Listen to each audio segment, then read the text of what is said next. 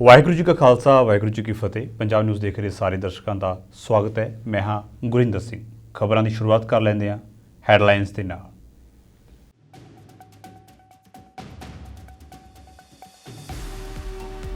ਛੇ ਸਿੱਖਾਂ ਦੇ ਕਤਲ ਮਾਮਲੇ ਦੇ ਵਿੱਚ ਕਾਂਗਰਸੀ ਸਾਬਕਾ ਸੰਸਦ ਮੈਂਬਰ ਸੱਜਣ ਕੁਮਾਰ ਸਣੇ ਸਾਰੇ ਮੁਲਜ਼ਮਾਂ ਨੂੰ ਰਾਉਜ਼ ਐਵੀਨਿਊ ਨੇ ਕੀਤਾ ਬਰੀ। ਸਿੱਖਾਂ ਦੇ ਵਿੱਚ ਭਾਰੀ ਰੋਸ, 30 ਸਾਲ ਬਾਅਦ ਵੀ ਨਹੀਂ ਮਿਲਿਆ ਇਨਸਾਫ।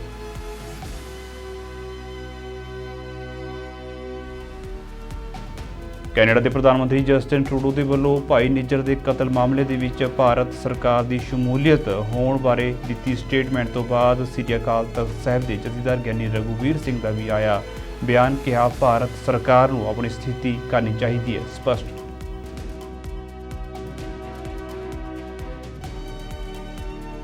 ਨਸ਼ੇ ਦੇ ਕਹਿਰ ਨੂੰ ਲੈ ਕੇ ਕਾਂਗਰਸੀਆਂ ਨੇ ਕੀਤਾ ਬਰਨਾਲਾ ਦੇ ਵਿੱਚ ਪ੍ਰਦਰਸ਼ਨ। ਸਰਕਾਰ ਨੂੰ ਨਸ਼ਾ ਮੁਕਤ ਪੰਜਾਬ ਬਣਾਉਣ ਲਈ ਕੀਤੀ ਅਪੀਲ।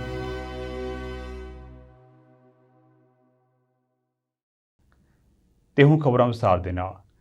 30 ਸਾਲ ਗੁਜ਼ਰ ਚੁੱਕੇ ਨੇ 1984 ਦੇ ਵਿੱਚ ਕਾਂਗਰਸ ਦੇ ਵੱਲੋਂ ਸਿੱਖਾਂ ਦੇ ਕਰਵਾਏ ਹੋਏ ਕਤਲੇਆਮ ਨੂੰ, ਪਰ ਕਾਤਲ ਸ਼ਰੇਆਮ ਅਦਾਲਤਾਂ ਵਿੱਚੋਂ ਬਰੀ ਹੋ ਜਾਂਦੇ ਨੇ। ਅੱਜ ਤੱਕ ਇੱਕ ਵੀ ਕਾਤਲ ਨੂੰ ਭਾਰਤੀ ਅਦਾਲਤਾਂ ਫਾਹੇ ਨਹੀਂ ਚੜਾ ਸਕੀਆਂ ਤੇ ਹੁਣ ਇੱਕ ਵਾਰ ਫਿਰ 1984 ਸਿੱਖ ਕਤਲੇਆਮ ਦੇ ਨਾਲ ਜੁੜੇ ਦਿੱਲੀ ਦੇ ਸੁਲਤਾਨਪੁਰੀ ਦੇ ਵਿੱਚ 6 ਸਿੱਖਾਂ ਦੇ ਕਤਲ ਮਾਮਲੇ ਵਿੱਚ ਕਾਂਗਰਸੀ ਸਾਬਕਾ ਸੰਸਦ ਮੈਂਬਰ ਸੱਜਣ ਕੁਮਾਰ ਸਣੇ ਸਾਰੇ ਮੁਲਜ਼ਮਾਂ ਨੂੰ ਰਾਉਜ਼ ਐਵੀਨਿਊ ਕੋਰਟ ਨੇ ਬਰੀ ਕਰ ਦਿੱਤਾ। ਤੁਹਾਨੂੰ ਦੱਸ ਦਈਏ ਕਿ ਸੁਲਤਾਨਪੁਰੀ ਇਲਾਕੇ ਦੇ ਵਿੱਚ 1984 ਦੇ ਅੰਦਰ ਸਿੱਖ ਕਤਲੇਆਮ ਦੇ ਦੌਰਾਨ 6 ਸਿੱਖਾਂ ਦਾ ਕਤਲੇਆਮ ਹੋਇਆ ਸੀ ਅਤੇ ਸੀਬੀਆਈ ਦੀ ਗਵਾਹ ਚਾਮ ਕੌਰ ਨੇ ਇਲਜ਼ਾਮ ਲਗਾਇਆ ਸੀ ਕਿ ਸੱਜਣ ਕੁਮਾਰ ਨੇ ਕਤਲੇਆਮ ਦੌਰਾਨ ਭੀੜ ਨੂੰ ਭੜਕਾਇਆ ਸੀ ਅਤੇ ਇਸ ਮਾਮਲੇ ਦੇ ਵਿੱਚ ਤਕਰੀਬਨ 13 ਸਾਲ ਪਹਿਲਾਂ ਜੁਲਾਈ 2010 ਦੇ ਵਿੱਚ ਕੜਕੜਡੂਮਾ ਕੋਰਟ ਨੇ ਸੱਜਣ ਕੁਮਾਰ, ਬ੍ਰਹਮਾਨੰਦ, ਪੇਰੂ, ਕੁਸ਼ਲ ਸਿੰਘ ਅਤੇ ਵੇਦ ਪ੍ਰਕਾਸ਼ ਦੇ ਖਿਲਾਫ ਸੁਲਤਾਨਪੁਰੀ ਦੇ ਵਿੱਚ 6 ਲੋਕਾਂ ਯਾਨੀ ਕਿ 6 ਸਿੱਖਾਂ ਦੇ ਕਤਲ ਮਾਮਲੇ ਵਿੱਚ ਆਰੋਪ ਤੈਅ ਕੀਤੇ ਸਨ, ਜਿਨ੍ਹਾਂ ਨੂੰ ਹੁਣ ਕੋਰਟ ਨੇ ਬਰੀ ਕਰ ਦਿੱਤਾ। ਤੇ ਦੂਜੇ ਪਾਸੇ ਇਸ ਮਾਮਲੇ ਤੋਂ ਬਾਅਦ ਸਿੱਖਾਂ ਦੇ ਵਿੱਚ ਕਾਫੀ ਰੋਸ ਹੈ। ਪੀੜਤ ਪਰਿਵਾਰਾਂ ਦਾ ਕਹਿਣਾ ਹੈ ਕਿ ਅਜਿਹਾ ਕਰਕੇ ਸਰਕਾਰ ਨੇ ਸਿੱਖਾਂ ਦੇ ਜ਼ਖਮਾਂ ਉਤੇ ਨਮਕ ਛਿੜਕਣ ਦਾ ਕੰਮ ਕੀਤਾ। हमारा ये कहना है कोर्ट ने जो उसको बरी करा है बहुत गलत करा है। हमारे जख्मों पे नमक छिड़का गया है। 39 साल से हम इतनी लंबी लड़ाई लड़ रहे हैं, उनके ऊपर अगर मुकदमा दर्ज हुआ तो उनको बेल मिल गई थी, फिर भी केस तो चल रहा था। लेकिन जो इनको बरी करा है ये बहुत गलत करा है। ये गूंगी बेरी सरकार कब तक हम सिखों को धोखे में रखेगी? 39 साल हो गए हम लड़ाई लड़ रहे हैं। इतनी लंबी लड़ाई लड़ने के बाद इनको बरी कर दिया गया है। क्यों? हमने अपनी आंखों के सामने अपने जिन्ने भाई को जलते हुए देखा है, अपने पिताजी को मरते हुए देखा है, हमने अपने घर के 10 जने देखे हैं आंखों के सामने। लाशों के ऊपर चढ़ चढ़ के आए हम, अपना घर बार जला हुआ छोड़ा है, रोडों पे आ गए 3 दिन 3 रातें। कैसे हम रोडों पे भटक रहे थे भूखे प्यासे, हम मदद मांग रहे थे, हमारी कोई मदद नहीं कर रहा था। हमारे को जो भी टकर रहा था मारने वाला ही टकर रहा था। हमारे गवाहों ने बयान दिए थे और उसमें हमारे को उम्मीद थी कि जिस तरह से जोगिंदर सिंह, शीला कौर, चाम कौर, इन्होंने जो बयान दिए थे बहुत स्ट्रांग बयान दिए थे और इनका क्रॉस भी बहुत अच्छा ढंग से हुआ है। कोई भी हमारे जो विटनेस थे कोई भी कसर इन्होंने नहीं छोड़ी थी, लेकिन उसके बावजूद भी जज साहब ने जो इनको एक्विटल किया है ये बात हमारे समझ से बाहर है, क्योंकि हम जिस ढंग से इसके ऊपर चार्ज फ्रेम हुआ था और चार्ज फ्रेम के बाद इस केस को ट्रायल करने के अंदर 2009 से लेके आज 23 में जाके इसकी जजमेंट आई है। इतना लंबा समय खींचने के बाद इसमें कम से कम भी 5 सेशन जज जो हैं ट्रांसफर हुए हैं और ये 5वें जज ने ये सजा सुनाई है और लगातार जजों का बदलना ये भी एक दुर्भाग्यपूर्ण है। ਸੈਂਕੜੇ ਸਿੱਖਾਂ ਦਾ ਕਤਲੇਆਮ ਕਰਵਾਉਣ ਵਾਲਾ ਸੱਜਣ ਕੁਮਾਰ ਅੱਜ ਅਦਾਲਤ ਨੇ ਬਰੀ ਕਰ ਦਿੱਤਾ ਤੇ ਅਦਾਲਤ ਦੇ ਇਸ ਫੈਸਲੇ ਨੇ ਸਿੱਖਾਂ ਦਾ ਸੰਵਿਧਾਨ ਹੀ ਨਹੀਂ ਸਗੋਂ ਅਦਾਲਤਾਂ ਤੋਂ ਵੀ ਪੂਰੀ ਤਰ੍ਹਾਂ ਯਕੀਨ ਖਤਮ ਕਰ ਦਿੱਤਾ ਹੈ। ਤੇ ਇਸ ਮਾਮਲੇ ਨੂੰ ਲੈ ਕੇ ਹੁਣ ਅਕਾਲੀ ਦਲ ਨੇ ਵੀ ਆਪਣੀਆਂ ਸਿਆਸੀ ਰੋਟੀਆਂ ਸੇਕਣੀਆਂ ਸ਼ੁਰੂ ਕਰ ਦਿੱਤੀਆਂ ਨੇ। ਬਿਕਰਮ ਸਿੰਘ ਮਜੀਠੀਆ ਦਾ ਵੀ ਬਿਆਨ ਸਾਹਮਣੇ ਆਇਆ। ਉਹਨਾਂ ਕਿਹਾ ਹੈ ਕਿ ਸ਼੍ਰੋਮਣੀ ਅਕਾਲੀ ਦਲ ਦਿੱਲੀ ਵਿੱਚ ਸਿੱਖਾਂ ਦੇ ਹੋਏ ਕਤਲੇਆਮ ਦੇ ਲਈ ਇਨਸਾਫ ਦੀ ਲੜਾਈ ਲੜੇਗਾ ਤੇ ਇਸ ਮਾਮਲੇ ਨੂੰ ਲੈ ਕੇ ਸੁਪਰੀਮ ਕੋਰਟ ਤੱਕ ਜਾਵੇਗਾ। ਤੁਸੀਂ ਸਾਰਿਆਂ ਨੂੰ ਉਹ ਖਬਰ ਵੇਖ ਹੀ ਲਈ ਹੈ ਕਿ ਕਿਵੇਂ ਸੱਜਣ ਕੁਮਾਰ ਨੂੰ ਕੋਰਟਾਂ ਨੇ ਅੱਜ ਬਰੀ ਕਰ ਦਿੱਤਾ। ਪਹਿਲਾਂ ਤਾਂ ਗਾਂਧੀ ਪਰਿਵਾਰ ਤੇ ਕਾਂਗਰਸ ਪਾਰਟੀ ਸੱਜਣ ਕੁਮਾਰ, ਜਗਦੀਸ਼ ਟਾਈਟਲਰ, HKL ਭਗਤ ਤੇ ਅਣਗਿਣਤ ਹੋਰ ਕਾਂਗਰਸੀ ਜਿਨ੍ਹਾਂ ਦੀ ਮਦਦ ਕਰਦੇ ਆਏ, ਜਿਨ੍ਹਾਂ ਤੇ 84 ਦੀ ਨਸਲਕੁਸ਼ੀ ਦਾ ਬੜੇ ਸੀਰੀਅਸ ਉਹਨਾਂ ਤੇ ਆਰੋਪ ਸਨ। ਜਿੰਨੇ ਵੀ ਗੁਰੂ ਘਰ ਦਿੱਲੀ 'ਚ ਸੀ ਜਾਂ ਸਾਡੀਆਂ ਧੀਆਂ ਭੈਣਾਂ ਮਾਵਾਂ ਬਜ਼ੁਰਗਾਂ ਦੇ ਗਲ 'ਚ ਟਾਇਰ ਪਾ ਕੇ ਉਹਨਾਂ ਨੂੰ ਜਿਉਂਦੇ ਜੀ ਸਾੜਿਆ ਸੀ, ਉਹ ਬੰਦਿਆਂ ਦੇ ਖਿਲਾਫ ਕਾਰਵਾਈ ਦੀ ਮੰਗ ਸੀ। ਪਹਿਲਾਂ ਗਾਂਧੀ ਪਰਿਵਾਰ ਤੇ ਕਾਂਗਰਸ ਉਹਨਾਂ ਦੀ ਮਦਦ ਤੇ ਲੰਬਾ ਸਮਾਂ ਪੈਣ ਤੋਂ ਬਾਅਦ ਜਦੋਂ ਬਹੁਤ ਰੌਲਾ ਪਿਆ, NDA ਦੀ ਸਰਕਾਰ ਬਣੀ ਤੇ ਇਹਨਾਂ ਤੇ ਕੇਸ ਦਰਜ ਹੋਏ, ਕਾਰਵਾਈ ਸ਼ੁਰੂ ਹੋਈ। ਅੱਜ ਮੈਂ ਸਮਝਦਾ ਕਿ ਕਿਤੇ ਨਾ ਕਿਤੇ ਜਸਟਿਸ ਸਿਸਟਮ ਨੇ ਸਾਨੂੰ ਫੇਲ ਕਰ ਦਿੱਤਾ ਔਰ ਮੈਂ ਇਹਦੇ 'ਚ ਇਨਕੁਆਇਰੀ ਦੀ ਵੀ ਮੰਗ ਕਰਦਾ ਕਿ ਹੋਮ ਮਿਨਿਸਟਰ ਸਾਹਿਬ ਅਮਿਤ ਸ਼ਾਹ ਜੀ ਤੁਸੀਂ ਇਨਕੁਆਇਰੀ ਇਸ ਗੱਲ ਦੀ ਕਰੋ ਕਿ ਜੇ ਕੋਈ ਹੋਰ ਕੇਸ ਹੁੰਦਾ ਹੈ ਬਿਲਕਿਸ ਬਾਨੂ ਨੂੰ ਦੇ ਖਿਲਾਫ ਜਿਹੜੇ ਉਸ ਕੇਸ 'ਚ ਲੋਕ ਹੈ ਜਿਨ੍ਹਾਂ ਨੂੰ ਸਜ਼ਾ ਮਿਲੀ ਸੀ ਉਹਨਾਂ ਵਾਸਤੇ ਤੁਸ਼ਾਰ ਮਹਿਤਾ ਸਾਹਿਬ ਸੋਲਿਸਿਟਰ ਜਨਰਲ ਆਫ ਇੰਡੀਆ ਪੇਸ਼ ਹੋ ਸਕਦੇ ਆ। ਤੇ ਕੀ ਗੱਲ ਹੋ ਗਈ ਕਿ ਜਦੋਂ ਇਹ ਜੇ ਸੀਰੀਅਸ ਆਰੋਪ ਕਿਸੇ ਪਾਰਲੀਮੈਂਟੇਰੀਅਨ ਤੇ ਮਿਨਿਸਟਰ ਤੇ ਸਰਕਾਰ ਤੇ ਗਾਂਧੀ ਪਰਿਵਾਰ ਤੇ ਲੱਗੇ ਹੋਣ ਤੇ ਉਦੋਂ ਸੋਲਿਸਿਟਰ ਜਨਰਲ ਸਾਹਿਬ ਨੂੰ ਪੇਸ਼ ਕਿਉਂ ਨਹੀਂ ਕੀਤਾ ਗਿਆ? ਕਿ ਕੋਈ ਮਿਲੀ ਭੁਗਤਾ ਨਹੀਂ, ਕੋਈ ਅੰਡਰਹੈਂਡ ਮਦਦ ਕਰਨ ਦੀ ਗੱਲ ਤਾਂ ਨਹੀਂ? ਇਹ ਮੇਰੇ ਮਨ 'ਚ ਸਵਾਲ ਔਰ ਮੈਂ ਚਾਹੂੰਗਾ ਜੇ ਇਹ ਗੱਲ ਨਹੀਂ ਹੈ ਤੇ ਸੀਰੀਅਸ ਇਨਕੁਆਇਰੀ ਹੋਵੇ, ਬੈਸਟ ਲਾਇਰਸ ਜਿੱਥੇ ਅਪੀਲ ਕੀਤੀ ਜਾਵੇ ਨੈਕਸਟ ਕੋਰਟ 'ਚ, ਹਾਇਰ ਕੋਰਟ 'ਚ ਬੈਸਟ ਲਾਇਰਸ ਪੇਸ਼ ਹੋਣ ਔਰ ਪੇਸ਼ ਹੋ ਕੇ ਇਸ ਕੇਸ ਨੂੰ ਅਖੀਰ ਤੇ ਤੱਕ ਅੰਜਾਮ ਤੱਕ ਲੈ ਕੇ ਜਾਣ ਜਿੱਥੇ these people who see the gallows ਇਹਨਾਂ ਨੂੰ ਸਖਤ ਤੋਂ ਸਖਤ ਸਜ਼ਾ ਮਿਲੇ। ਇਹਨਾਂ ਨੇ ਹਜ਼ਾਰਾਂ ਗੁਰਸਿੱਖਾਂ ਨੂੰ, ਧੀਆਂ ਭੈਣਾਂ ਨੂੰ ਇਹਨਾਂ ਨੇ ਜਿੱਥੇ ਕਤਲੇਆਮ ਕੀਤਾ ਉੱਥੇ ਉਹਨਾਂ ਨਾਲ ਬਦਸਲੂਕੀ ਕੀਤੀ। ਸੋ ਮੈਂ ਡਿਮਾਂਡ ਕਰਦਾ ਹਾਂ ਜਿਹੜੀ ਇਨਵੈਸਟੀਗੇਟਿੰਗ ਏਜੰਸੀ ਦੇ ਜਿਹੜੇ IO ਸਨ ਜਾਂ ਜਿਹੜੇ ਇਸ ਪ੍ਰੋਬ ਨੂੰ ਮੋਨੀਟਰ ਕਰ ਰਹੇ ਸੀ। ਕੈਨੇਡਾ ਦੇ ਪ੍ਰਧਾਨ ਮੰਤਰੀ ਜਸਟਿਨ ਟਰੂਡੋ ਵੱਲੋਂ ਭਾਈ ਨਿੱਜਰ ਦੇ ਹੋਏ ਕਤਲ ਦੇ ਪਿੱਛੇ ਭਾਰਤ ਸਰਕਾਰ ਦਾ ਹੱਥ ਦੱਸਿਆ ਗਿਆ ਹੈ ਅਤੇ ਇਸ ਸਟੇਟਮੈਂਟ ਤੋਂ ਬਾਅਦ ਹੁਣ ਜਥੇਦਾਰ ਗਿਆਨੀ ਰਘੂਬੀਰ ਸਿੰਘ ਨੇ ਵੀ ਬਿਆਨ ਦਿੱਤਾ। ਉਹਨਾਂ ਕਿਹਾ ਹੈ ਕਿ ਇਹ ਸੁਣ ਕੇ ਹੁਣ ਸਿੱਖਾਂ ਦੇ ਹਿਰਦੇ ਬਲੂੰਦਰੇ ਗਏ ਨੇ। ਨਾਲ ਹੀ ਗਿਆਨੀ ਰਘੂਬੀਰ ਸਿੰਘ ਨੇ ਕਿਹਾ ਹੈ ਕਿ ਜੇਕਰ ਭਾਰਤ ਸਰਕਾਰ ਦੀਆਂ ਏਜੰਸੀਆਂ ਭਾਈ ਹਰਦੀਪ ਸਿੰਘ ਨਿੱਜਰ ਦੇ ਕਤਲ ਦੇ ਵਿੱਚ ਸ਼ਾਮਲ ਨੇ ਤਾਂ ਇਸ ਤੋਂ ਮਾੜੀ ਗੱਲ ਹੋਰ ਕੀ ਹੋ ਸਕਦੀ ਹੈ। ਵਾਹਿਗੁਰੂ ਜੀ ਕਾ ਖਾਲਸਾ, ਵਾਹਿਗੁਰੂ ਜੀ ਕੀ ਫਤਿਹ। ਕੈਨੇਡਾ ਦੀ ਧਰਤੀ ਤੋਂ ਇੱਕ ਬੜੀ ਹੀ ਸਨਸਨੀਖੇਜ ਖਬਰ ਕੱਲ ਸਾਹਮਣੇ ਆਈ ਹੈ ਜਿਸ ਵਿੱਚ ਕੈਨੇਡੀਅਨ ਪ੍ਰਧਾਨ ਮੰਤਰੀ ਜਸਟਿਨ ਟਰੂਡੋ ਨੇ ਆਪਣੀ ਪਾਰਲੀਮੈਂਟ ਵਿੱਚ ਭਾਈ ਹਰਦੀਪ ਸਿੰਘ ਨਿੱਜਰ ਦੇ ਕਤਲ ਦਾ ਜਿਹੜਾ ਇਲਜ਼ਾਮ ਹੈ ਉਹ ਸ਼ਰੇਆਮ ਭਾਰਤੀਆਂ ਏਜੰਸੀਆਂ ਤੇ ਲਾਉਣ ਦੀ ਜਿਹੜੀ ਸੰਭਾਵਨਾ ਹੈ ਉਹ ਉਹਨਾਂ ਨੇ ਪ੍ਰਗਟ ਕੀਤੀ ਹੈ, ਜਿਸ ਨੇ ਸਮੁੱਚੇ ਸੰਸਾਰ ਭਰ ਵਿੱਚ ਵਸਦੇ ਹੋਏ ਸਿੱਖਾਂ ਦੇ ਹਿਰਦਿਆਂ ਨੂੰ ਬਲੂੰਦਰ ਕੇ ਰੱਖ ਦਿੱਤਾ ਹੈ ਔਰ ਸਿੱਖਾਂ ਨੂੰ ਫੇਰ ਤੋਂ ਸਾਕਾ ਨੀਲਾ ਤਾਰਾ ਦੀ ਯਾਦ ਆਈ ਹੈ। 1984 ਵਿੱਚ ਹੋਏ ਦੰਗਿਆਂ ਦੀ ਯਾਦ, ਸਿੱਖ ਨਸਲਕੁਸ਼ੀ ਦੀ ਯਾਦ ਆਈ ਹੈ ਔਰ ਪੰਜਾਬ ਵਿੱਚ ਸਿੱਖ ਨੌਜਵਾਨਾਂ ਦੇ ਹੋਏ ਸ਼ਰੇਆਮ ਕਤਲੇਆਮ ਦੀ ਜਿਹੜੀ ਯਾਦ ਸੀ ਉਹ ਫਿਰ ਆਈ ਹੈ ਔਰ ਸਿੱਖਾਂ ਦੇ ਜਿਹੜੇ ਹਿਰਦੇ ਦੇ ਜ਼ਖਮ ਸਨ ਉਹਨਾਂ ਵਿੱਚ ਫਿਰ ਕੱਲ ਦਾ ਰਿਸਾਅ ਜਿਹੜਾ ਸੀ ਉਹ ਪੈਦਾ ਹੋ ਚੁੱਕਾ ਹੈ।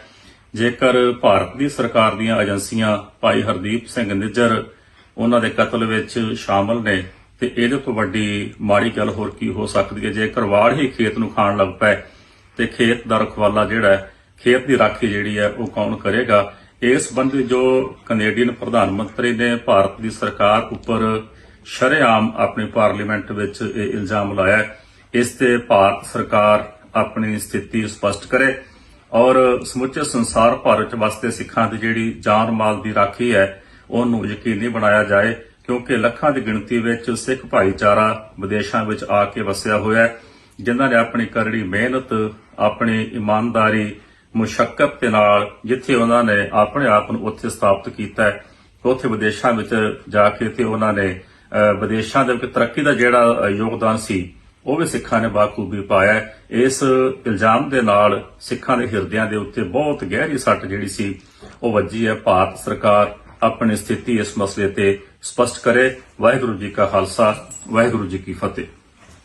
ਪੰਜਾਬ ਦੇ ਵਿੱਚ ਨਸ਼ੇ ਦਾ ਕਹਿਰ ਕਾਂਗਰਸ ਦੀ ਸਰਕਾਰ ਵੇਲੇ ਵੀ ਕਾਫੀ ਭਾਰੀ ਸੀ, ਪਰ ਕਾਂਗਰਸ ਨੂੰ ਉਦੋਂ ਸ਼ਾਇਦ ਨਸ਼ੇ ਨਜ਼ਰ ਨਹੀਂ ਸਨ ਆਉਂਦੇ, ਪਰ ਹੁਣ ਜਦੋਂ ਕਾਂਗਰਸ ਸੱਤਾ ਗਵਾ ਚੁੱਕੀ ਹੈ ਤਾਂ ਉਹਨਾਂ ਨੂੰ ਨਸ਼ੇ ਦਿਸਣ ਲੱਗ ਪਏ ਨੇ। ਅੱਜ ਕਾਂਗਰਸ ਦੇ ਵੱਲੋਂ ਬਰਨਾਲਾ ਦੇ ਵਿੱਚ ਇੱਕ ਰੈਲੀ ਕੀਤੀ ਗਈ, ਜਿੱਥੇ ਉਹਨਾਂ ਨੇ ਪੰਜਾਬ ਸਰਕਾਰ ਨੂੰ ਨਸ਼ੇ ਦੇ ਮੁੱਦੇ ਨੂੰ ਲੈ ਕੇ ਖੂਬ ਘੇਰਿਆ। 24 ਸਾਲਾਂ ਦਾ 26 ਸਾਲਾਂ ਦਾ ਪੁੱਤ ਅੱਜ ਤਾਂ ਧੀਆਂ ਵੀ ਨਸ਼ੇ ਲਾਉਣ ਲੱਗ ਪਈਆਂ। ਉਹਨੂੰ ਫਿਰ ਸ਼ਮਸ਼ਾਨ ਘਾਟ ਛੱਡ ਕੇ ਆਉਂਦੀ ਹੈ ਮੇਰੀ ਮਾਂ ਤੇ ਮੇਰਾ ਪਿਓ। ਉਸ ਪਿਓ ਨੂੰ ਕੋਈ ਸਮਝ ਨਹੀਂ ਆਉਂਦੀ ਉਸ ਮਾਂ ਨੂੰ ਜਿਹਦਾ ਇੱਕ ਪੁੱਤ ਤੇ ਉਹ ਨਸ਼ੇ ਦਾ ਆਦੀ ਹੋ ਗਿਆ ਤੇ 24 ਸਾਲਾਂ ਦੀ ਉਮਰ 'ਚ ਸ਼ਮਸ਼ਾਨ ਘਾਟ ਛੱਡ ਕੇ ਆਉਂਦੀ ਹੈ। ਫਿਰ ਮਰੇ ਨਾਲ ਮਰਿਆ ਨਹੀਂ ਜਾਂਦਾ। ਇਸ ਤੋਂ ਬਾਅਦ ਉਸ ਮਾਂ-ਬਾਪ ਦਾ ਕੋਈ ਸਹਾਰਾ ਤੇ ਚਾਰਾ ਨਹੀਂ ਰਹਿ ਜਾਂਦਾ। ਉਹ ਜਿਉਂਦੇ ਜੀ ਹਜ਼ਾਰਾਂ ਲਾਸ਼ਾਂ ਅੱਜ ਪੰਜਾਬ ਦੀ ਧਰਤੀ ਤੇ ਜਿਹੜੇ ਮਰ ਗਏ ਉਹ ਚਲੇ ਗਏ, ਲੇਕਿਨ ਅੱਜ ਜਿਉਂਦੀਆਂ ਹਜ਼ਾਰਾਂ ਲਾਸ਼ਾਂ ਮੇਰੀਆਂ ਮਾਵਾਂ ਤੇ ਮੇਰੇ ਬਾਪ ਅੱਜ ਪੰਜਾਬ ਦੀਆਂ ਗਲੀਆਂ, ਅੱਜ ਪੰਜਾਬ ਦੇ ਮਹੱਲਿਆਂ 'ਚ, ਅੱਜ ਪੰਜਾਬ ਦੇ ਪਿੰਡਾਂ 'ਚ ਉਹ ਜਿਉਂਦੇ ਲਾਸ਼ਾਂ ਮਾਂ-ਬਾਪ ਤੁਰੇ ਫਿਰਦੇ ਹੈ। ਲੇਕਿਨ ਸਮੇਂ ਦੀਆਂ ਸਰਕਾਰਾਂ ਨੇ ਇਹਦੇ ਵੱਲ ਝਾਤ ਨਹੀਂ ਮਾਰੀ, ਇਹਦੇ ਵੱਲ ਨਿਗਾਹ ਨਹੀਂ ਮਾਰੀ। ਐਸਾ ਕੋਈ ਕਰਮ ਨਹੀਂ ਹੈ, ਐਸਾ ਕੋਈ ਕੰਮ ਨਹੀਂ ਹੈ ਜਿਹੜੀਆਂ ਪੰਜਾਬ ਦੀਆਂ ਸਰਕਾਰਾਂ ਖਤਮ ਨਹੀਂ ਕਰ ਸਕਦੀਆਂ। ਲੇਕਿਨ ਮਨ ਦੇ ਵਿੱਚ ਨਿਸ਼ਠਾ और धारणा होनी चाहिए है। पंजाब दिया उन्हां मावां दे प्रति दर्द होना चाहिए है। उन्हां प्योआं दे प्रति, उन्हां प्योरां दे प्रति एक दर्द होना चाहिए है, पीड़ होनी चाहिए है। फिर पंजाब दियां सरकारां नशा खत्म कर सकदियां ने। हाई कोर्ट कल अखबार च अंकड़े लगे सन कि अगर इसे तरह पंजाब दे विच नशा खाण वालों के आंकड़े बढ़ते गए तो एक दिन दूर नहीं कि इस नशे ने पंजाब नूं, पूरे पंजाब नूं लपेट विच ले लेना है। ओए काला जी, अज मैं बरनाले के लोगों नूं तुहानूं दसना चाहना है, मैं राजा वड़ई, मैं अंडे का सेवन भी नहीं करता, मैं शराब नहीं पींदा, मैं कोई नशे का आदी नहीं हाँ। मेरा 13 साल का पुत है तो मैं आपकी घरवाली नूं कहा ਉਹਦੇ ਨਾਲ ਇੱਕ ਸਿਆਣਾ ਬੰਦਾ ਮੈਂ ਲਾਇਆ ਹੁਣੇ। ਬੀਤੇ ਦਿਨੀ ਸ੍ਰੀ ਮੂਸਾ ਸਾਹਿਬ ਦੇ ਵਿੱਚ ਇੱਕ ਸੜਕੀ ਹਾਦਸਾ ਵਾਪਰਿਆ, ਜਿਸ ਦੇ ਵਿੱਚ ਸਵਾਰੀਆਂ ਦੇ ਨਾਲ ਭਰੀ ਇੱਕ ਨਿੱਜੀ ਕੰਪਨੀ ਦੀ ਬੱਸ ਨਹਿਰ ਦੇ ਵਿੱਚ ਜਾ ਡਿੱਗੀ ਅਤੇ ਇਸ ਹਾਦਸੇ ਵਿੱਚ ਕਈ ਸਵਾਰੀਆਂ ਮਾਰੀਆਂ ਗਈਆਂ। ਇਸ ਤੋਂ ਬਾਅਦ ਹੁਣ ਨਿੱਜੀ ਬੱਸ ਕੰਪਨੀ ਦਾ ਜੋ ਮਾਲਕ ਹੈ ਅਤੇ ਅਕਾਲੀ ਦਲ ਦਾ ਜੋ ਆਗੂ ਹੈ ਯਾਨੀ ਕਿ ਡਿੰਪੀ ਢਿੱਲੋਂ, ਉਹਨਾਂ ਦੇ ਵੱਲੋਂ ਇਸ ਮਾਮਲੇ ਉੱਤੇ ਤਾਜ਼ਾ ਅਪਡੇਟ ਦਿੱਤੀ ਗਈ ਹੈ।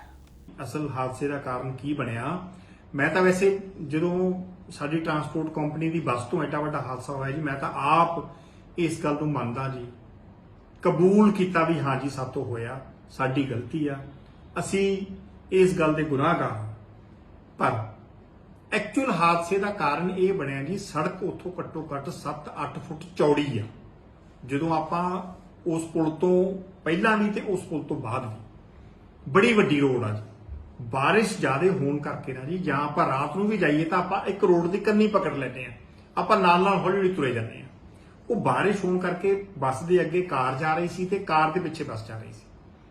ਆਪਦੀਆਂ ਦੋਨੇ ਸਾਈਡ ਤੇ ਜਾ ਰਹੀਆਂ ਸੀ, ਆਰਾਮ ਨਾਲ ਜਾ ਰਹੀਆਂ ਸੀ, ਕੋਈ ਜ਼ਿਆਦਾ ਸਪੀਡ ਨਹੀਂ ਸੀ, ਕਿਉਂਕਿ ਬਾਰਿਸ਼ ਹੀ ਇੰਨੀ ਤੇਜ਼ ਸੀ ਕਿ ਸਪੀਡ ਹੋਣ ਦਾ ਮਤਲਬ ਹੀ ਨਹੀਂ ਬਣਦਾ ਸੀ।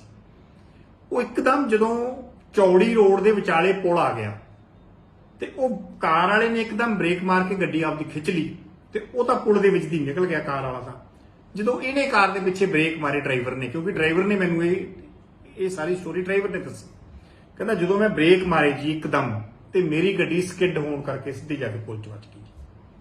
ਐਕਚੁਅਲ ਕਾਰਨ ਮੇਨ ਇਹ ਬਣਿਆ, ਪੁਲ ਨਾ ਚੌੜਾ ਹੋਣ ਕਰਕੇ ਐਕਸੀਡੈਂਟ ਹੋਇਆ। ਜੇ ਪੁਲ ਪੂਰਾ ਚੌੜਾ ਹੁੰਦਾ ਜੀ, ਨਾ ਕਾਰ ਨੂੰ ਬ੍ਰੇਕ ਮਾਰਨ ਦੀ ਲੋੜ ਸੀ, ਨਾ ਬੱਸ ਨੂੰ ਬ੍ਰੇਕ ਮਾਰਨ ਦੀ ਲੋੜ ਸੀ, ਆਪਦੀ ਸਾਈਡ ਤੇ ਉਵੇਂ ਜਿਵੇਂ ਤੁਰੇ ਜਾਂਦੇ। ਸਭ ਤੋਂ ਵੱਡੇ ਕਾਰਨ ਇਹ ਬਣਦੇ ਜੀ, ਜਿਹੜੀਆਂ ਸੜਕਾਂ ਚੌੜੀਆਂ ਤੇ ਪੁਲ ਭੀੜੇ ਆ। ਇਦੋਂ ਤਾਂ ਸੜਕ ਹੀ ਭੀੜੀ ਕਰ ਲਓ ਤੁਸੀਂ, ਉਸੇ ਹਿਸਾਬ ਨਾਲ ਤਾਂ ਬੰਦਾ ਤੁਰਿਆ ਹੁੰਦਾ ਟੱਪ ਜਾਂਦਾ ਜੀ। ਐਕਚੁਅਲ ਕਾਰਨ ਇਹ ਬਣਿਆ ਜੀ, ਜਿਹੜਾ ਮੇਨ ਮਤਲਬ ਕਿ ਐਕਸੀਡੈਂਟ ਹੋਣ ਦਾ ਕਾਰਨ। ਲੱਗਦਾ ਕੋਈ ਟੋਲ ਪਲਾਜ਼ਾ ਦੀ ਜ਼ਿੰਮੇਵਾਰੀ ਫਿਕਸ ਹੋਣੀ ਚਾਹੀਦੀ ਸੀ ਕਿ ਮੈਨੂੰ ਇਹ ਨਹੀਂ ਪਤਾ ਜੀ ਵੀ ਟੋਲ ਪਲਾਜ਼ੇ ਵਾਲਿਆਂ ਦੀ ਹੋਣੀ ਚਾਹੀਦੀ ਆ, ਬਟ ਮੈਨੂੰ ਇੰਨਾ ਜ਼ਰੂਰ ਪਤਾ ਵੀ ਸੜਕ ਵਾਲਿਆਂ ਦੀ ਬਹੁਤ ਵੱਡੀ ਇਹ ਗਲਤੀ ਆ। ਤੁਸੀਂ ਰੋਡ ਐਡੀ ਚੌੜੀ ਕਰਦੇ ਹੋ ਔਰ ਚੌੜੀ ਕਰਕੇ ਰੋਡ ਦੇ ਵਿਚਾਲੇ ਤੁਸੀਂ ਪੁਲ ਬਣਾ ਦਿੰਦੇ ਹੋ। ਜਾਂ ਤਾਂ ਪੁਲ ਓਡਾ ਚੌੜਾ ਕਰੋ ਤੇ ਜਾਂ ਫਿਰ ਸੜਕ ਹੀ ਤੁਸੀਂ ਓਡੀ ਚੌੜੀ ਰੱਖ ਲਓ, ਕਿਉਂਕਿ ਬਾਰਿਸ਼ ਦੇ ਵਿੱਚ ਦਿਖਦਾ ਨਹੀਂ ਜੀ, ਕੋਈ ਥੋੜੀ ਦੂਰੀ ਤੁਹਾਨੂੰ ਦਿਖਦਾ। ਇੱਕਦਮ ਕੋਲੇ ਗਿਆ ਤੋਂ ਦੇਖਿਆ ਹੈ ਵੀ ਗੱਡੀ ਸੀ, ਉਹਨੇ ਨਹੀਂ ਬ੍ਰੇਕ ਮੰਨੇ ਜੀ, ਇੱਕ ਉੱਥੇ ਚਿਕੜੀ ਹੋ ਜਾਂਦੀ ਹੈ ਜੀ, ਤੁਸੀਂ ਦੇਖਿਆ ਹੋਣਾ ਉਸ ਥਾਂ ਦੇ ਉੱਤੇ ਨਾ ਮਿੱਟੀ ਮੁੱਟੀ ਦੀ ਬਹੁਤ ਜ਼ਿਆਦਾ ਚਿਕੜੀ ਹੋ ਜਾਂਦੀ ਹੈ। ਉਹ ਗੱਡੀ ਦੇ ਟਾਇਰਾਂ ਨੇ ਰੋਡ ਦੀ ਪਕੜ ਹੀ ਨਹੀਂ ਕੀਤੀ, ਇੱਕਦਮ ਨਿਕਲ ਗਈ ਗੱਡੀ। ਧੰਨਵਾਦ ਜੀ ਜੀ। ਪੀਆਰਟੀਸੀ ਅਤੇ ਪਨ ਬੱਸ ਦੇ ਕੱਚੇ ਮੁਲਾਜ਼ਮਾਂ ਦੇ ਵੱਲੋਂ ਕੀਤੀ ਗਈ ਹੜਤਾਲ ਖਤਮ ਕਰ ਦਿੱਤੀ ਗਈ। ਇਹ ਫੈਸਲਾ ਉਹਨਾਂ ਨੇ ਟਰਾਂਸਪੋਰਟ ਮੰਤਰੀ ਲਾਲਜੀਤ ਸਿੰਘ ਭੁੱਲਰ ਦੇ ਨਾਲ ਹੋਈ ਮੀਟਿੰਗ ਮਗਰੋਂ ਲਿਆ ਹੈ। ਮੁਲਾਜ਼ਮਾਂ ਦਾ ਕਹਿਣਾ ਹੈ ਕਿ ਸਰਕਾਰ ਨੇ ਉਹਨਾਂ ਦੀਆਂ ਕੁਝ ਮੰਗਾਂ ਮੰਨ ਲਈਆਂ ਨੇ ਅਤੇ ਬਾਕੀ ਰਹਿੰਦੀਆਂ ਮੰਗਾਂ ਉੱਤੇ 29 ਸਤੰਬਰ ਨੂੰ ਹੋਣ ਵਾਲੀ ਮੀਟਿੰਗ ਦੇ ਵਿੱਚ ਫੈਸਲੇ ਲਏ ਜਾਣਗੇ। ਇੱਥੇ ਇਹ ਵੀ ਦੱਸਣਯੋਗ ਹੈ ਕਿ ਮੁਲਾਜ਼ਮਾਂ ਦੇ ਵੱਲੋਂ ਤਨਖਾਹ ਦੇ ਵਿੱਚ ਵਾਧੇ, ਪੱਕੀ ਨੌਕਰੀ ਅਤੇ ਆਪਣੀਆਂ ਹੋਰ ਮੰਗਾਂ ਸੰਬੰਧੀ ਇਹ ਹੜਤਾਲ ਰੱਖੀ ਗਈ ਸੀ। ਮੀਟਿੰਗ ਦੇ ਵਿੱਚ ਜਿਹੜੇ ਸਾਡੇ ਆਊਟਸੋਰਸ ਤੇ ਮੁਲਾਜ਼ਮ ਨੇ, ਡਰਾਈਵਰ ਤੇ ਕੰਡਕਟਰ, ਇਹਨਾਂ ਦੀ ਪਿਛਲੇ ਸਮੇਂ ਤੋਂ ਜਿਹੜੀ ਡਿਮਾਂਡ ਸੀ ਕਿ 5% ਸਾਲ ਬਾਅਦ ਜਿਹੜੀ ਇਹਨਾਂ ਦੀ ਤਨਖਾਹ ਦੇ ਵਿੱਚ ਵਾਧਾ ਹੋਣਾ, ਤੇ ਉਹਦੇ ਤੇ ਸਾਡੇ ਜਿਹੜੇ ਅਧਿਕਾਰੀ ਉਹ ਪਹਿਲਾਂ ਹੀ ਕੰਮ ਕਰ ਰਹੇ ਸਨ ਤੇ ਲਾਗੂ ਤੇ ਕਰਨਾ ਹੀ ਸੀ, ਕਿਉਂਕਿ ਇਹ ਰੂਲ ਪਾਸ ਹੋਇਆ। ਉਹਦੇ ਬਾਅਦ ਇੱਕ ਇਹਨਾਂ ਦੀ ਮੰਗ ਸੀ ਕਿ ਜਿਹੜੇ ਸਾਡੇ ਡਿਪਾਰਟਮੈਂਟ ਦੇ ਵਿੱਚੋਂ ਬਲੈਕ ਲਿਸਟ ਹੋਏ ਆ ਕਾਮੇ ਵਿੱਚੋਂ, ਉਹਨਾਂ ਨੂੰ ਥੋੜੀ ਛੂਟ ਦਿੱਤੀ ਜਾਵੇ। ਉਹਦੇ ਵਿੱਚ ਵਨ ਟਾਈਮ ਸੈਟਲਮੈਂਟ ਦੇ ਵਿੱਚ ਜਿਵੇਂ ਜਿਨ੍ਹਾਂ ਦੀ ਬਲੈਕ ਲਿਸਟ ਹੋਏ ਸਨ ਜਿਹੜੇ ਪੁਰਾਣੇ ਕਾਮੇ, ਉਹਨਾਂ ਨੂੰ ਵੀ ਇੱਕ ਤਰ੍ਹਾਂ ਦਾ ਮੌਕਾ ਦੇਤਾ, 15 ਲੀਟਰ ਡੀਜ਼ਲ ਤੱਕ 400 ਰੁਪਏ ਤੱਕ ਕਿ ਜਿਹੜੇ ਬਲੈਕ ਲਿਸਟ ਹੋਏ ਉਹਨਾਂ ਨੂੰ ਮੌਕਾ ਦਿੱਤਾ ਜਾਵੇ। ਉਹਦੇ ਤੇ ਵੀ ਜਿਹੜਾ ਰੂਟੀਨ ਦੇ ਵਿੱਚ ਕੰਮ ਚੱਲ ਰਿਹਾ ਸੀ, ਜਿਹੜਾ ਕਿ ਪਿਛਲੇ 1.5-2 ਮਹੀਨਿਆਂ ਦੇ ਵਿੱਚ 100 ਦੇ ਕਰੀਬ ਉਹ ਵੀ ਜਿਹੜੇ ਆ ਰੂਟ ਤੇ ਚੜਾਏ ਗਏ ਆ, ਤੇ 1 ਸਾਲ ਦੇ ਵਿੱਚ 300 ਦੇ ਕਰੀਬ ਮੁਲਾਜ਼ਮ ਜਿਹੜੇ ਆਫ ਰੂਟ ਹੋਏ ਸਨ ਉਹ ਰੂਟ ਤੇ ਕੀਤੇ ਆ। ਤੇ ਜਿਹੜਾ ਇਹ ਵੀ 1 ਮਹੀਨੇ ਤੱਕ ਜਿਹੜਾ ਇਹਨਾਂ ਦੇ ਤਨਖਾਹ ਦੇ ਵਾਧੇ ਵਾਲਾ 5% ਵਾਲਾ ਉਹ ਵੀ 1 ਮਹੀਨੇ ਤੱਕ ਇਹਨਾਂ ਨੂੰ ਦੇ ਦਿੱਤਾ ਜਾਵੇਗਾ। ਤੇ ਜਿਹੜੀ ਇਹ ਹੜਤਾਲ ਕਰਦੇ ਆ, ਮੈਂ ਤੇ ਇਹਨਾਂ ਨੂੰ ਬੇਨਤੀ ਕਰੂੰਗਾ ਆਪਦੇ ਵੀਰਾਂ ਨੂੰ ਕਿ ਜਿਹੜੀ ਜੈਨੂਅਨ ਮੰਗ ਆ ਤੇ ਤੁਹਾਡੀ ਜਾਇਜ਼ ਮੰਗ ਆ, ਉਹ ਸਾਡੇ ਨਾਲ ਆ ਕੇ ਬੈਠ ਕੇ ਗੱਲ ਕਰ ਲਿਆ ਕਰੋ। ਜਾਇਜ਼ ਮੰਗ ਤੇ ਅਸੀਂ ਪਹਿਲਾਂ ਹੀ ਇਹ ਜਿਹੜੀਆਂ ਇਹਨਾਂ ਦੀਆਂ ਮੰਗਾਂ ਸਨ, ਇਹਨਾਂ ਤੇ ਸਾਡਾ ਵਿਭਾਗ ਪਹਿਲਾਂ ਹੀ ਕੰਮ ਕਰ ਰਿਹਾ ਸੀ ਤੇ ਕੰਮ ਤੇ ਵੈਸੇ ਹੀ ਹੋ ਜਾਣਾ ਸੀ ਰੂਟੀਨ ਦੇ ਵਿੱਚ ਹੀ। ਤੇ ਹੁਣ ਇਹਨਾਂ ਨੇ ਹੜਤਾਲ ਜਿਹੜੀ ਆ ਉਹ ਖਤਮ ਕਰਨ ਦਾ ਕਹਿਤਾ। ਬਾਕੀ ਮੈਂ ਹਰ ਅਦਾਰੇ ਦੇ ਜਿਹੜੇ ਸਾਡੇ ਮੁਲਾਜ਼ਮ ਨੇ, ਭਾਵੇਂ ਆਊਟਸੋਰਸ ਤੇ ਆ, ਕੰਟਰੈਕਟ ਤੇ ਆ, ਰੈਗੂਲਰ ਆ, ਜੇ ਕੋਈ ਹੜਤਾਲ ਕਰਦੇ, ਹੜਤਾਲ ਤੋਂ ਪਹਿਲਾਂ ਬਹਿ ਕੇ ਸਾਡੇ ਨਾਲ ਰਾਏ ਮਸ਼ਵਰਾ ਕਰ ਲੈਣ। ਜਿਹੜੀ ਜੈਨੂਅਨ ਮੰਗ ਆ, ਜਿਹੜੀ ਜਾਇਜ਼ ਮੰਗ ਆ, ਉਹ ਤੇ ਅਸੀਂ ਪੂਰੀ ਕਰ ਦਿੰਦੇ ਹਾਂ। ਕਈ ਸਾਡੇ ਭਰਾ ਇਹ ਵੀ ਕਹਿ ਦਿੰਦੇ ਆ ਕਿ ਸਾਨੂੰ ਪੱਕੇ ਕਰੋ। ਜਿਹੜੇ ਆਊਟਸੋਰਸ ਤੇ ਬੰਦੇ, ਕੋਈ ਪਾਲਿਸੀ ਨਹੀਂ ਹੈਗੀ ਪੱਕੇ ਕਰਨ ਦੀ ਉਹਨਾਂ ਦੀ। ਆਊਟਸੋਰਸ ਤੋਂ ਆਪਾਂ ਇਹ ਜ਼ਰੂਰ ਕਹਿ ਸਕਦੇ ਆ ਵੀ ਕੰਟਰੈਕਟ ਤੇ ਜਾਂ ਲੈਣ ਦੀ ਕੋਈ ਬੇਨਤੀ ਕਰ ਸਕਦੇ ਆ ਆਪਾਂ ਮੁੱਖ ਮੰਤਰੀ ਸਾਹਿਬ ਨੂੰ, ਪਰ ਜਿਹੜੀ ਆਪਾਂ ਕਹਿ ਦਿੰਦੇ ਆਊਟਸੋਰਸ ਤੋਂ ਸਿੱਧੇ ਸਾਨੂੰ ਪੱਕੇ ਕਰੋ, ਇਹ ਤੇ ਛੋਟੇ ਜਿਹੇ ਬੱਚੇ ਨੂੰ ਵੀ ਪਤਾ ਵੀ ਆਊਟਸੋਰਸ ਤੋਂ ਤੇ ਉਧਰ ਕਾਂਗਰਸੀ ਸੰਸਦ ਦਲ ਦੀ ਮੁਖੀ ਸੋਨੀਆ ਗਾਂਧੀ ਨੇ ਸਰਕਾਰ ਨੂੰ ਅਪੀਲ ਕੀਤੀ ਹੈ ਕਿ ਨਾਰੀ ਸ਼ਕਤੀ ਵੰਦਨ ਬਿੱਲ ਦੇ ਕਾਨੂੰਨ ਬਣਨ ਦੇ ਨਾਲ ਇਸ ਨੂੰ ਛੇਤੀ ਤੋਂ ਛੇਤੀ ਲਾਗੂ ਕਰ ਦਿੱਤਾ ਜਾਵੇ। ਸੋਨੀਆ ਗਾਂਧੀ ਮੁਤਾਬਕ ਇਸ ਬਿੱਲ ਨੂੰ ਲਾਗੂ ਕਰਨ ਦੇ ਵਿੱਚ ਦੇਰੀ ਭਾਰਤ ਦੀਆਂ ਔਰਤਾਂ ਦੇ ਨਾਲ ਘੋਰ ਨਾਇਨਸਾਫੀ ਹੋਵੇਗੀ। हमें इस बिल के पास होने से खुशी है, मगर इसके साथ साथ एक चिंता भी है। मैं एक सवाल पूछना चाहती हूँ। पिछले 13 वर्षों से भारतीय स्त्रियां अपनी राजनीतिक जिम्मेदारी का इंतजार कर रही हैं और अब उन्हें कुछ वर्ष और इंतजार करने के लिए कहा जा रहा है। कितने वर्ष? 2 वर्ष, 4 वर्ष, 6 वर्ष, 8 वर्ष? क्या भारत की स्त्रियों के साथ बर्ताव उचित है? भारतीय राष्ट्रीय कांग्रेस की मांग है कि यह बिल फौरन अमल में लाया जाए, लेकिन इसके साथ ही कास्ट सेंसस कराकर schedule caste, schedule tribe, OBCs की महिलाओं के आरक्षण की व्यवस्था की गई। सरकार को इसे साकार करने के लिए भी जो कदम उठाने की जरूरत है वह उठाने ही चाहिए। अध्यक्ष महोदय, स्त्रियों के योगदान की स्वीकार करने और उसके प्रति आभार व्यक्त करना का यह सबसे उचित समय। इस बिल को लागू करने में और देरी करना भारत की स्त्रियों के साथ घोर नाइंसाफी है। भारतीय राष्ट्रीय कांग्रेस की तरफ से मैं आपके द्वारा सरकार से मांग करती हूं कि नारी शक्ति बंधन अधिनियम 2023 को उसके रास्ते की सारी रुकावटों को दूर करते हुए जल्दी से जल्दी लागू किया जाए। ऐसा करना न सिर्फ जरूरी है।